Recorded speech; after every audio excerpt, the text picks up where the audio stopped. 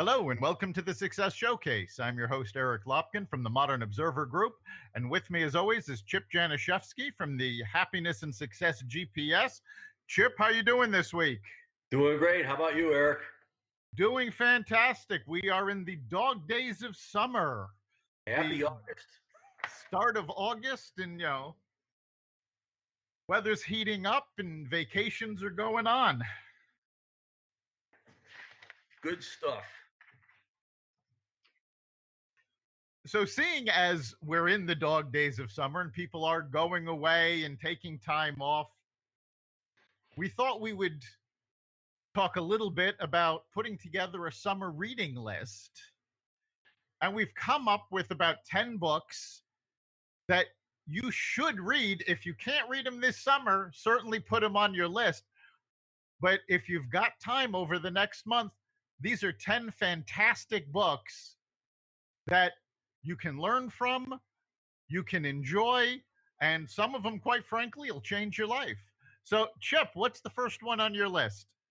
Actually, the first one, as everybody out there knows, I spend a lot of time listening to things on Audible. So if you don't have time to read, every single book I'm going to be reviewing today, you can get off of audible.com and listen to while you're driving around, it's fantastic. So, Yeah, actually, every book that we're talking about today is available through Audible. Yep. So it's great stuff. The first one, which is something that I don't know if I would have picked up, but listening to it on Audible driving around because it's kind of a long book. It's called The Boys in the Boat, and it's by Daniel James Brown, and it's about 9 Americans and their epic quest for the gold medal at the 1936 Olympics, and it's about the rowing team, the U.S. Olympic rowing team, and obviously this was in Berlin with Hitler in charge and that kind of thing. And what the story is, it's about the team, and it's got basically they're drawing on the boys' own diaries and journals, and there's photos and memories in there and so on.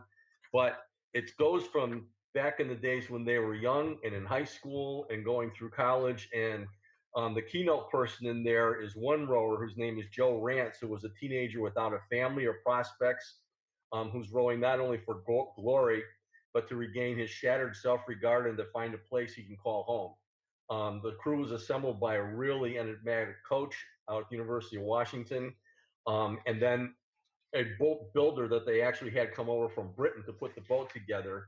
And it's very, very well laid out. There's a whole lot of ups and downs in it, and it will have you laughing and in tears about different things. It's just a fantastic read. So I highly recommend The Boys in the Boat. Fantastic.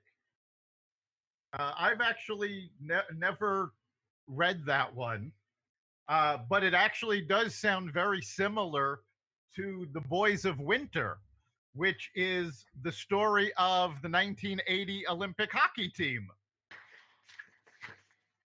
So I think both of those are, very inspirational stories, and yeah. it's a great place to start. Yeah. First, Yep. So the first book I've got on my list is actually Freakonomics by Stephen Levitt and Stephen Dubner. Now, for those of you who are not familiar with Freakonomics, it actually launched a series of books. The two Stephens are both economists, and Freakonomics shows you how to use economic measures to actually figure out why what you're doing is working or not working, and how it applies to so much more than just business. They talk about how they used it to analyze birth trends to discover what was causing falling crime rates in major cities. If you don't have the time to listen to the book or read the book, Freakonomics was also made into a documentary. And I know for a while it was on Netflix. I think it still is. So you can find it there. But it really is all about finding a different way to look at things. And we've talked a lot about how perspective changes how you think of things. Freakonomics is meant to literally turn your perspective around and see things that connect that you never would have guessed. It's a fantastic book.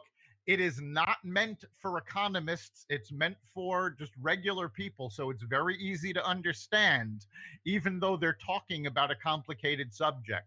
So I highly recommend Freakonomics. And who's the author of that one again? It's written by Stephen Levitt and Stephen Dubner. That sounds good. I'm going to add that to my list because I haven't read that one either. So, a third one is something that I got interested in a few years ago. It's a personal development book, and it's called The Tapping Solution. It's a revolutionary system for stress-free living, and basically, what it is just something that you can learn yourself. It's a technique. It's called the Emotional Freedom Technique, and it's a powerful tool for improving life mentally, emotionally, physically. It's been proven to take care of a lot of different issues from anxiety to pain to addiction to fear, weight control, and that kind of thing. And it's something that you can actually learn in minutes. It's self-administrated, and I kind of call it like acupuncture with your fingers. And basically, the principles that it works with, which go way back into ancient acupressure and that kind of thing, it concentrates on specific meridian endpoints, which are in our head and also on our body. And when you tap on them, focusing on the negativity that's going and then turning it around, talking to yourself to turn it into positive things, it really works out well. And if you look up EFT or tapping, there's all kinds of articles on that. You can actually watch a book for the tapping solution that actually showed cases that got this going. But the bottom line is it's something where all you do is you just take your fingers and you do a karate chop on your hand to come up with the issue and saying, even though I have this issue, I completely love and respect myself. And then you're tapping around your eyes and then down your cheek and so on and so forth. There's 9 different points that you tap on saying this problem, this, and this. And then you start putting positive talk into that. And you could do it as a guided meditation, or you can just write your own scripts, and the book tells you how to do all that. So the tapping solution is a really, really great thing that you can actually, even if you're laying in bed, you can just think about it like tapping yourself to sleep without doing it to kind of get you in the mood to do that. So it's a very, very great book as far as I'm concerned that I would definitely take a look at. You can probably go in there and take a look if you just Google it at what the tapping points are and that kind of thing to get a handle on it. But it's a great book that really helped me out a lot, and it still does. That's fantastic. I haven't read that book. I am familiar with the technique of tapping. One in particular, I know there is a point right behind your right ear that when you tap, it actually releases endorphins. And that's Yep. a great way to help relaxation. So, yeah, Yep. it's great that there's a book people can look at to find out where all these spots are and how to use it to better their life. Yeah, and the author is Nick Ortner, Ortner, and there's actually a movie out, The Tapping Solution, which shows the whole thing in action. And you can probably watch that online or definitely on YouTube. But look up Nick Ortner, The Tapping Solution, and it's really amazing. Very cool. All right, so the next book on my list is actually a very recent one. It just came out a few months ago. It's called I Love Capitalism by Ken Langone. Now, Ken Langone has worked on Wall Street for decades. The book is essentially his autobiography. And what makes it a must read is the fact that Langone came up from nothing. He grew up on Long Island. His parents, both parents worked. They could barely make ends meet.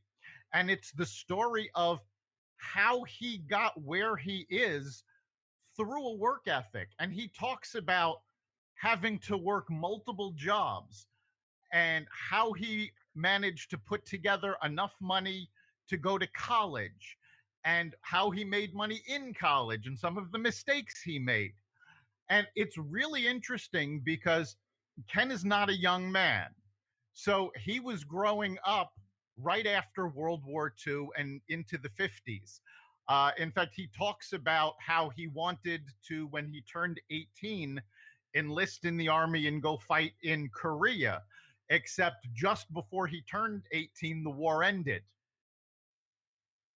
But it's really interesting to listen to what's going on now and some of the political complaints that people are making, that people have to work too hard and they can't make ends meet.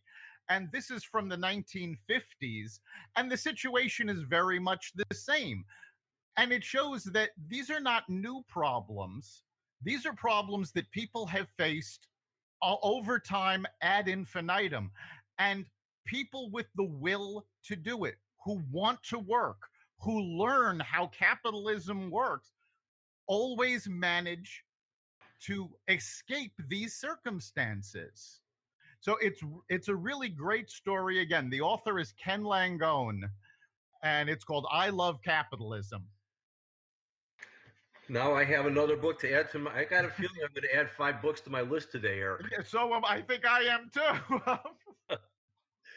The third one that I have is by an author that you've heard of, but probably a title that you've never heard of before. The author is Napoleon Hill. Napoleon Hill is the gentleman who wrote Think and Grow Rich as a prompting by Andrew Carnegie. And basically what he did was he went out and he interviewed 25,000 normal people and 500 extraordinary outliers that all were set up really by Andrew Carnegie. And Carnegie financed him doing that, but didn't pay him a dime to write the book. And he wrote Think and Grow Rich, and it's been out and it's sold millions and millions and millions of copies. What a lot of people don't know is the next year in 1938, 1 year after that book came out, he immediately set out to create his next work, which was called Outwitting the Devil. Sadly, his imaginary interview was basically what it was interviewing the devil, which was really, really cool. And it never saw the light of day because his wife thought it was too controversial for its time. And it wasn't published until 72 years later in 2011 when she passed away. So the book has only been out for the last 8 years. And I listened to it on Audible, and it's really, really neat. The bottom line is he does outwit the devil by talking to him. And basically, there's 3 lessons that he put forth in this one. Number 1, and these are very, very apropos, and you're going to really understand them. Number 1 is we spend our entire life operating from either fear or faith. Pretty powerful. Number 2, the devil seeks to make us permanent drifters, never getting around to what we're meant to do in life. And he's not talking about the devil being in hell or whatever, but the devil is really a state of mind in a lot of ways that brings us down. It's that negative person, the devil sitting on your shoulder type thing. But obviously, by making us procrastinate and not get things done, that's going in the wrong direction. And then lesson number 3 is he said there are 7 principles which help us gain the mental, spiritual, and physical freedom. And he forced the devil to basically reveal every dirty trick in his book as far as how he gets us. And the 7 principles that Napoleon Hill came up with were number 1, definiteness of purpose, which is right out of Think and Grow Rich. Number 2 is mastery over self, which is the principle of discipline. Number 3 is learning from adversity. Obviously, failures are just failures, and what you learn allows you to move ahead in a positive manner. Number 4 is controlling environmental influence, which means who you hang out with. If you hang out with a bunch of energy vampires, you're going to turn into one of them. Number 5 is time. Obviously, you have to manage your time properly.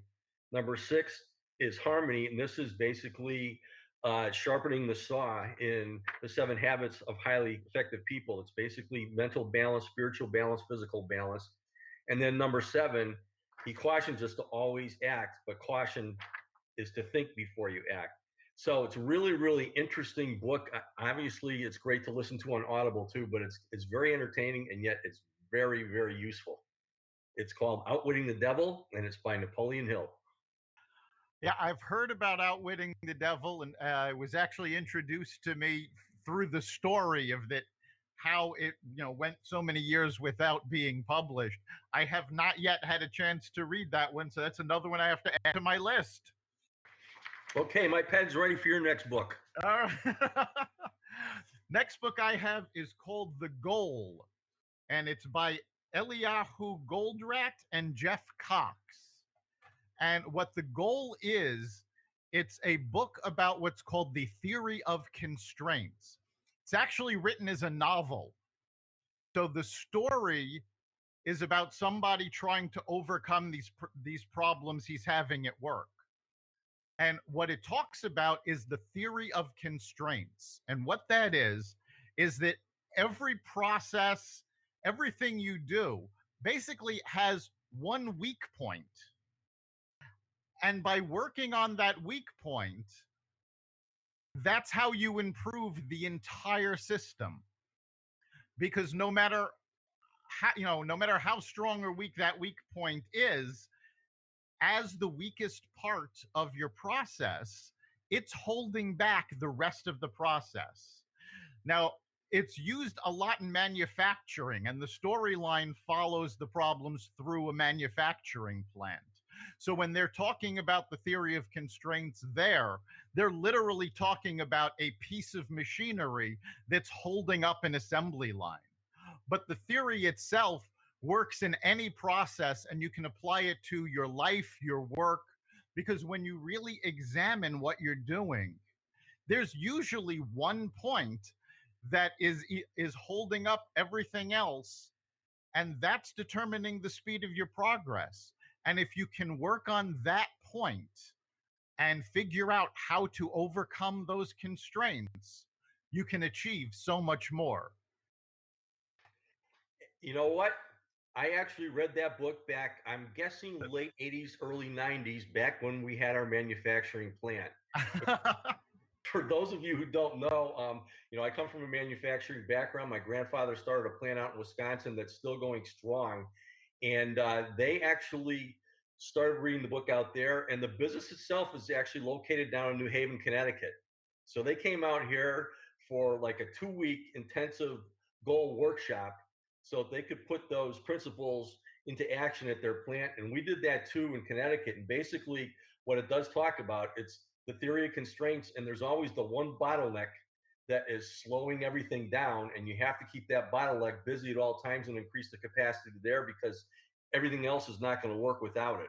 And it really was fascinating working on this thing. And I actually went to a couple-day seminar myself way back when.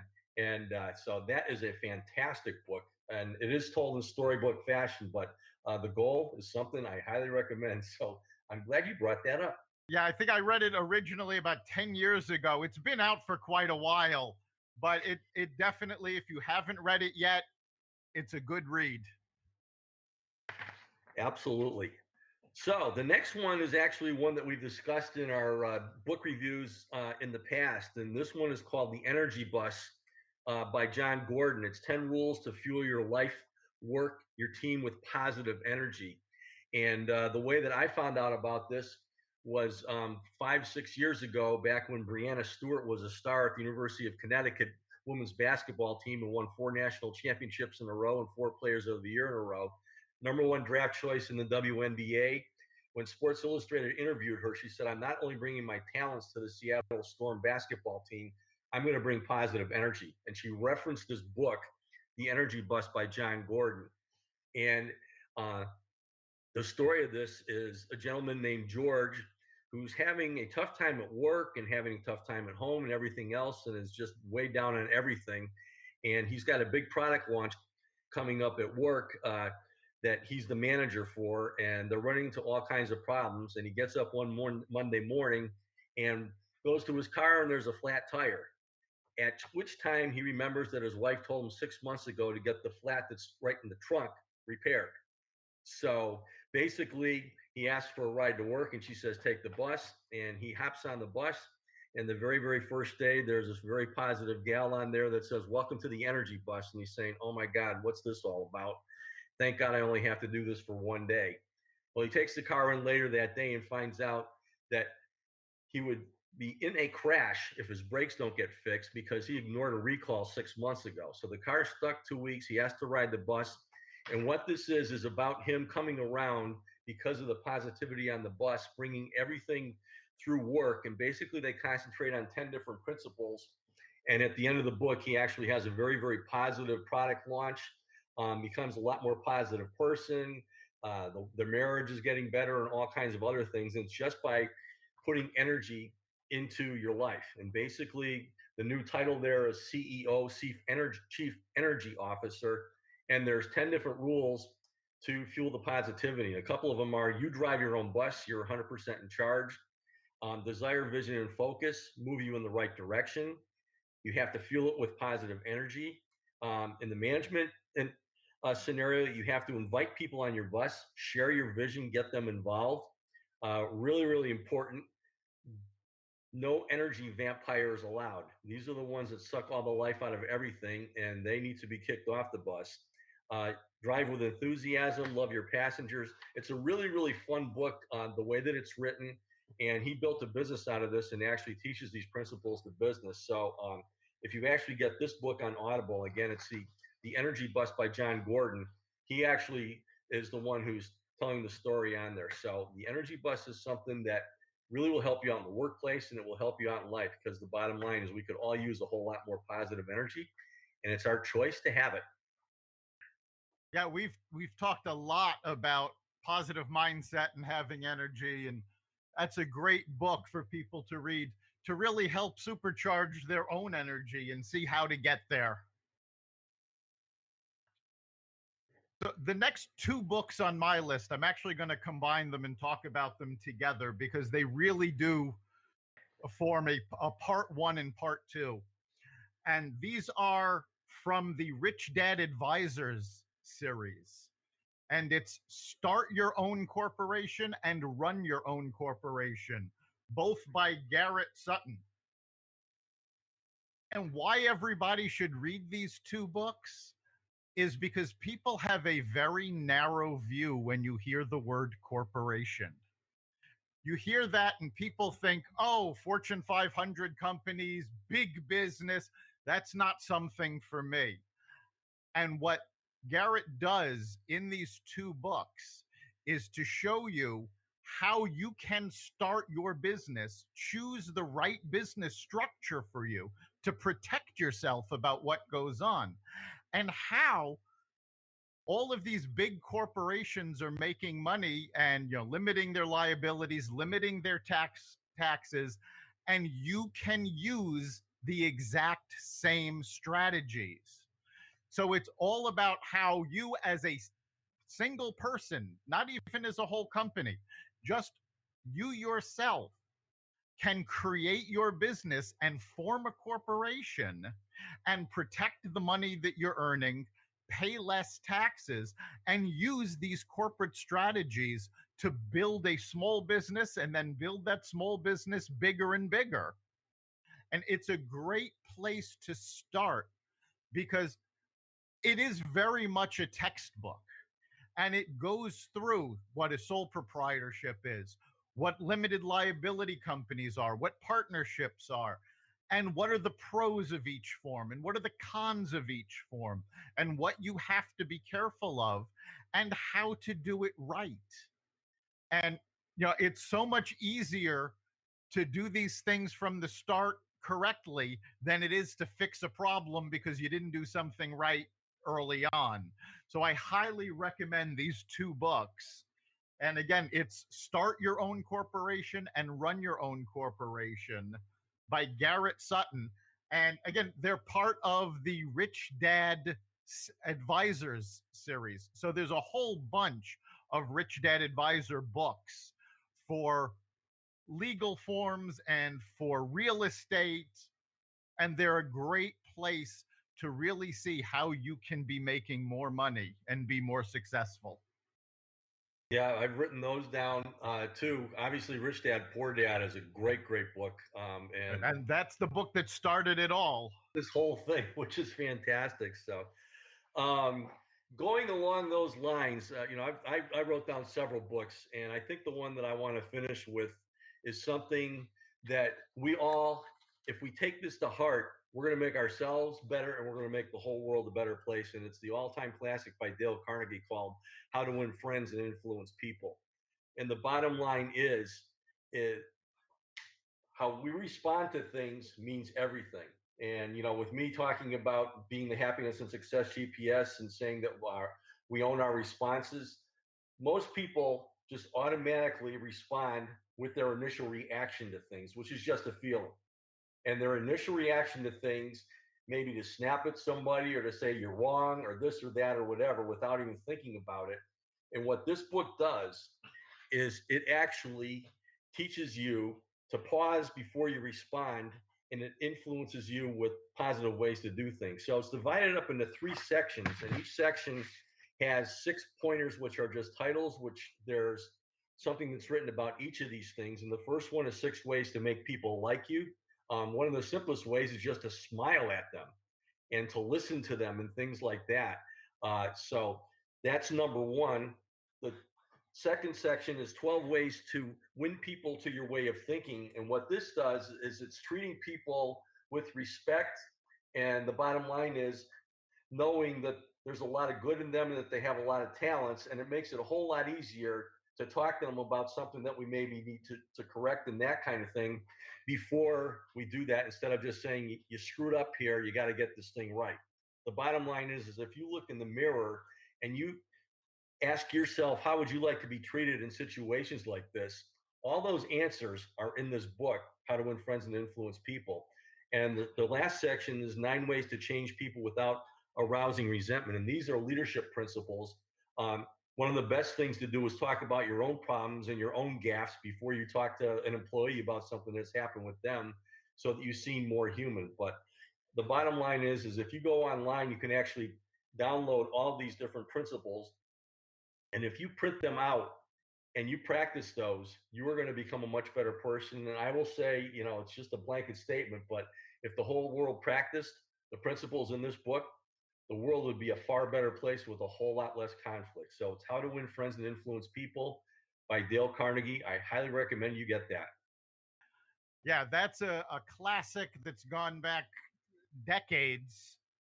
And it really is a great read. It's a quick read or listen. So I definitely recommend everybody, if you haven't already read that book, that's a great one to read. So we've given you 10 books to go over and read, for the rest of the summer. I do want to end on a note. The books we've chosen are all based on business, self improvement, but just the act of reading will help change your life. It doesn't have to be a business or a self improvement book. You can read fiction. I get tremendous relaxation, satisfaction, and I get to recharge myself reading the mystery books of, the Harry Bosch mysteries from Michael Connelly. I just recently read an autobiography from Craig Ferguson, who is a comedian and late night host. It doesn't have to be about improvement to have an improving effect on your life. So you really do want to go out and read a book. So we're just about at the end of our time. So Chip, what's your big takeaway? Well, we talk a lot about our brain being a muscle that needs exercise just like the rest of our body. And there's no better way to exercise your brain than to read a book or listen to an audible tape, just to work on yourself. And it's something that you need to put into your life. And the more you do it, just as you said, the more you're going to grow and the better off you're going to be. So, highly recommend getting into that habit, even if it's just a few minutes a day. Again, put it in your schedule and do it. Absolutely. Listen to a book in the car, read a few pages while you're eating lunch. However you want to do the reading, just do it. You've been listening to the Success Showcase. You can catch us every week at xvadio.com/podcasts. You can also find us on the Apple Podcasts app, the iTunes Store, iHeartRadio app, Spotify, Google Play, and wherever you find podcasts. Remember, make this your best week ever and make next week even better. See you then.